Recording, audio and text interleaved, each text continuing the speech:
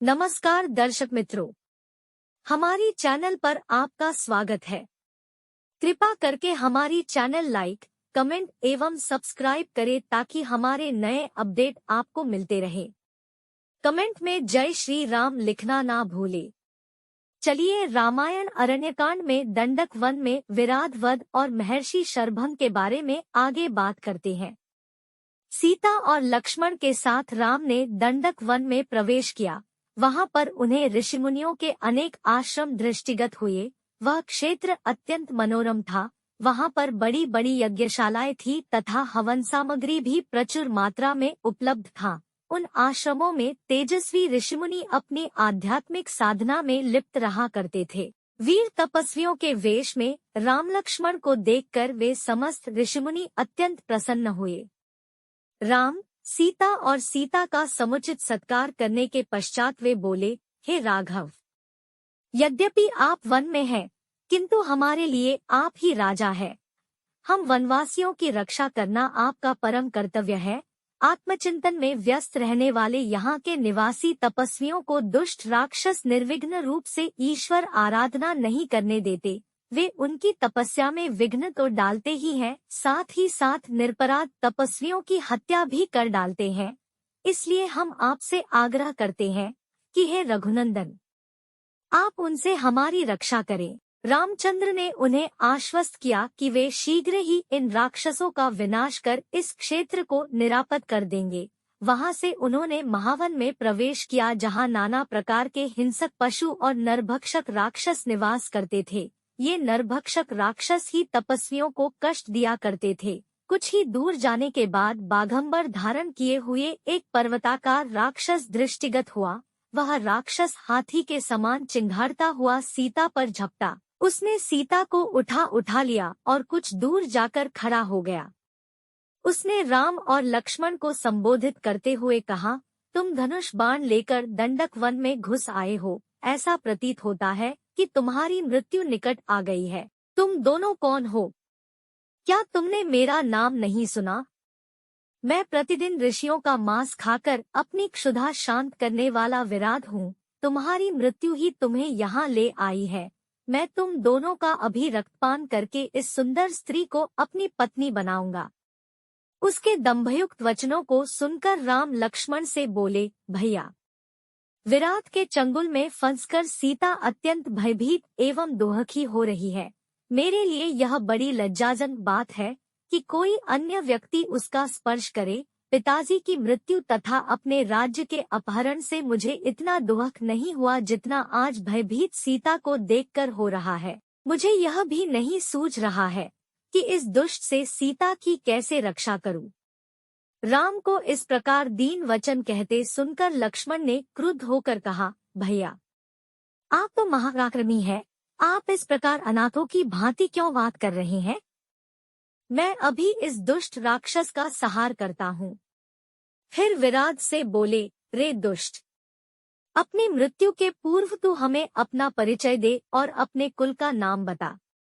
विराध ने हंसते हुए कहा, यदि तुम मेरा परिचय जानना ही चाहते हो तो सुनो।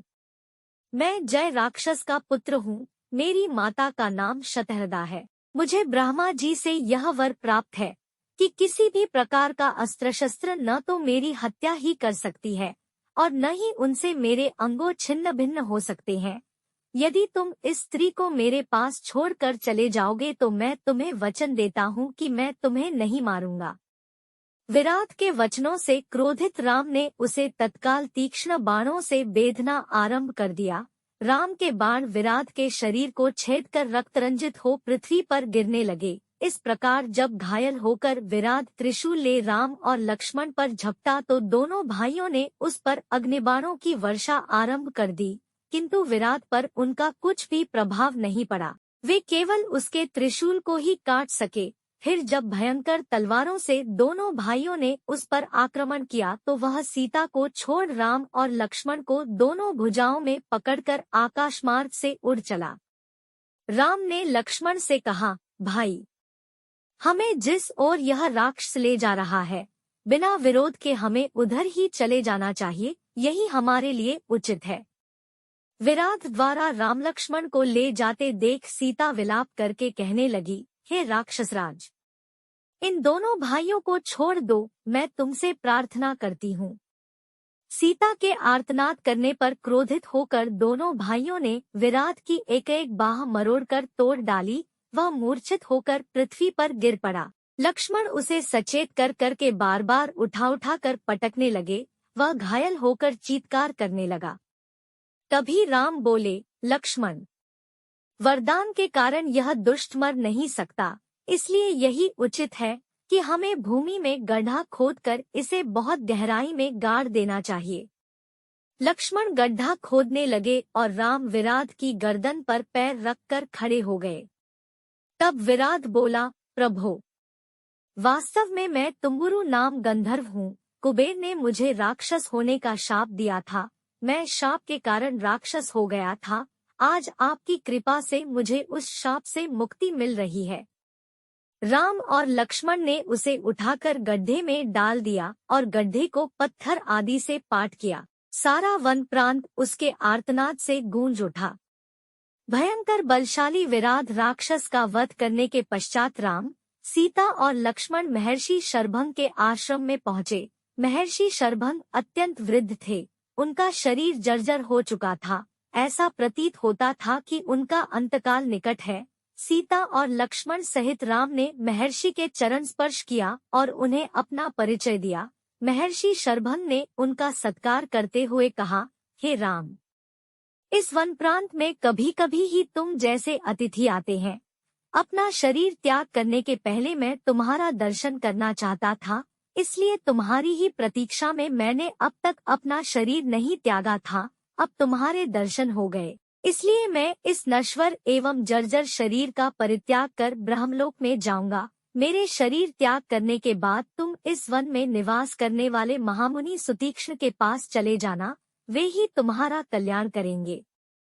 इतना कहकर महर्षि ने विधिवत अग्नि की स्थापना करके उसे प्रज्वलित किया और घी की आहुति देकर मंत्रोच्चार करते हुए स्वयं अपने शरीर को अग्नि को समर्पित करके ब्रह्मलोक को गमन किया।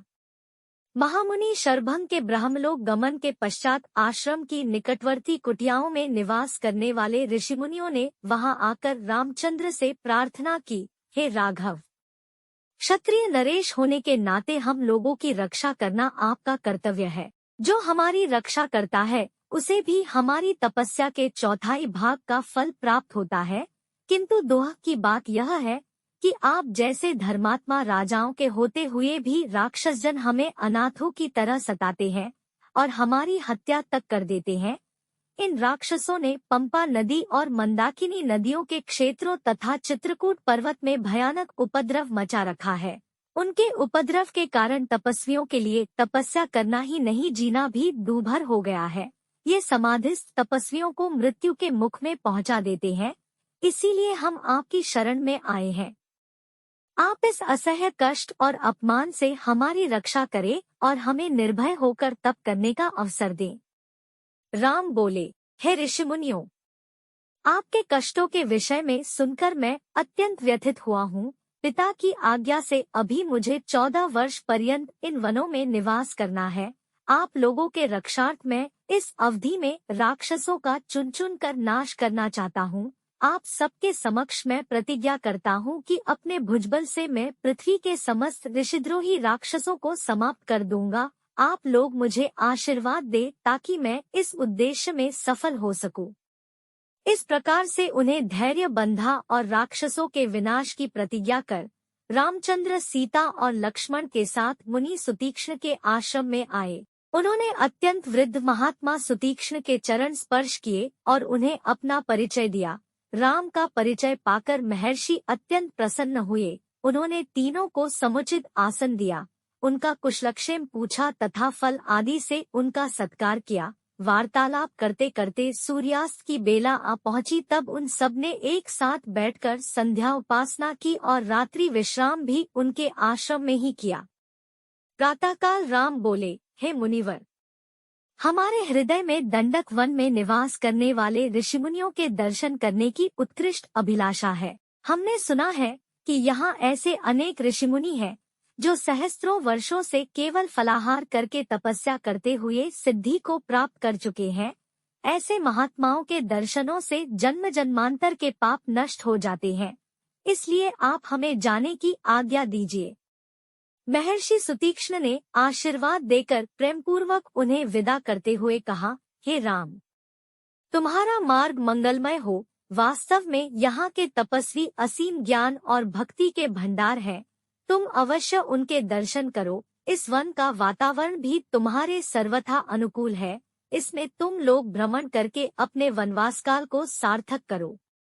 आज के लिए बस इतना ही। मेरे सारे भाई और बहनों को विनती है कि आप हमारे रामायण के अगले वीडियो भी देखें। कमेंट में जय श्री राम लिखना ना भूले। कृपा करके अपना ख्याल रखें। मिलते हैं अगले वीडियो में। धन्यवाद।